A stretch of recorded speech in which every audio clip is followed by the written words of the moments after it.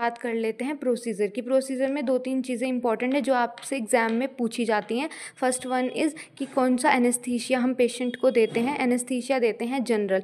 Anaesthesia देने से पहले आपने पेशेंट को 3 मिनट्स तक 100% FiO2 से क्या करना है, हाइपर वेंटिलेट करना है। फिर आप उसको जनरल एनेस्थीसिया देंगे। फिर आप उसको स्निफिंग पोजीशन देते हैं, जो कि इंपॉर्टेंट क्वेश्चन है।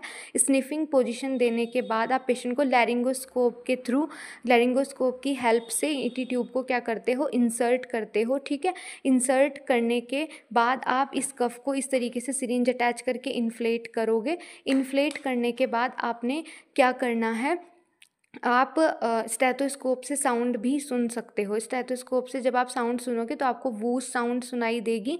उसके बाद आप ट्यूब को फिक्स कर दोगे और आप एक्सरे भी वहाँ पे करवा के देख सकते हो। और एक मेथड और होता है जिसके थ्रू आप क्या कर सकते हो, इस ट्यूब के प्लेसमेंट को चेक कर सकते हो। वो है कैप्नोग्राफी, जो हम सबसे फर्स्ट असेसमेंट, अगर आपको एग्जाम के पर्पस से पूछा जाए कि which is the first assessment to check the placement of ET tube after the intubation, वो होता है कैप्नोग्राफी। कैप्नोग्राफी का मतलब होता है EtCO2 यानी कि जो EtCO2 चेक करना, यानी कि जो हमारी बॉडी में कार्बन डाइऑक्साइड है वो बाहर निकल रही है या नहीं। तो जो कार्डियक मॉनिटर होता है उस पर एक ग्राफ, जैसे इमेज में आपको दिख रहा है, ग्राफ शो होगा। अगर वो ग्राफ इस तरीके से बन रहा है, इसका मतलब जो ट्यूब है वो प्रॉपरली ट्रैकिया में है। अगर फ्लैट लाइन शो हो रही है, दैट्स मीन जो ट्यूब है वो ईसोफेगस में है।